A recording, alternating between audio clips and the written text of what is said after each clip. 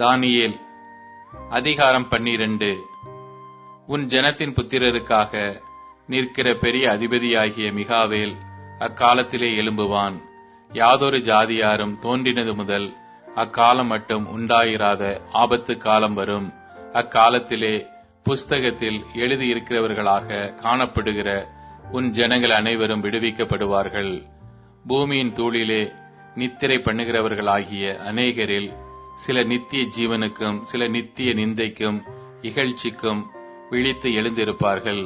ஞானவான்கள் ஆகாய மண்டலத்தின் ஒளியைப் போலவும் அநேகரை நீதிக்குட்படுத்துகிறவர்கள் நட்சத்திரங்களைப் போலவும் என்னென்றைக்கும் அல்ல சதா காலங்களிலும் பிரகாசிப்பார்கள்.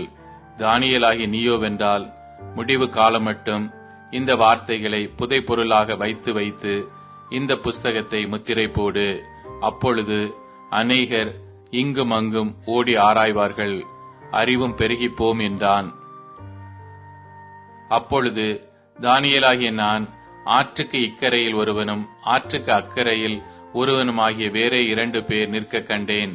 சணல் வஸ்திரம் தரித்தவரும் ஆற்றின் தண்ணீர்களின் மேல் நிற்கிறவருமாகிய புருஷனை ஒருவன் நோக்கி, இந்த ஆச்சரியமானவைகளின் முடிவு வர எவ்வளவு காலம் செல்லும் என்று கேட்டான். அப்பொழுது சணல் வஸ்திரம் தரித்தவரும் ஆற்றின் தண்ணீர்களின் மேல் நிற்கிறவருமாகிய புருஷன் தம்முடைய வலது கரத்தையும் தம்முடைய இடது கரத்தையும் வானத்துக்கு நேராக ஏறெடுத்து, ஒரு காலமும் காலங்களும் அரை காலமும் செல்லும் என்றும் பரிசுத்த ஜனங்களின் வல்லமையை சிதறடித்தால் முடிவு பெறும்போதே இவைகள் எல்லாம் நிறைவேறி தீரும் என்றும் என்றென்றைக்கும் ஜீவித்திருக்கிறவர் பேரில் ஆணையிட கேட்டேன். நான் அதை கேட்டும் அதன் பொருளை அறியவில்லை. ஆகையால் என் ஆண்டவனே, இவைகளின் முடிவு என்னவா இருக்கும் என்று கேட்டேன். அதற்கு அவன், தானியேலே, போகலாம். இந்த வார்த்தைகள் முடிவு காலம் மட்டும் புதை பொருளாக வைக்கப்பட்டும் முத்திரிக்கப்பட்டும் இருக்கும். அநேகர் சுத்தமும் வெண்மையுமாக்கப்பட்டு புடமிடப்பட்டவர்களாய் விளங்குவார்கள். துன்மார்க்கரோ துன்மார்க்கமாய் நடப்பார்கள்.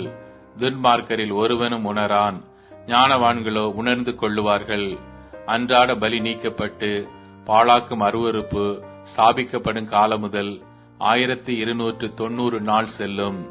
1335 நாள் மட்டும் காத்திருந்து சேருகிறவன் பாக்கியவான். நீயோவென்றால் முடிவு வரும் மட்டும் போயிரு. நீ இளைப்பாறிக் கொண்டிருந்து நாட்களின் முடிவிலே உன் சுதந்திர வீதத்துக்கு எழுந்திருப்பாய் என்றான்.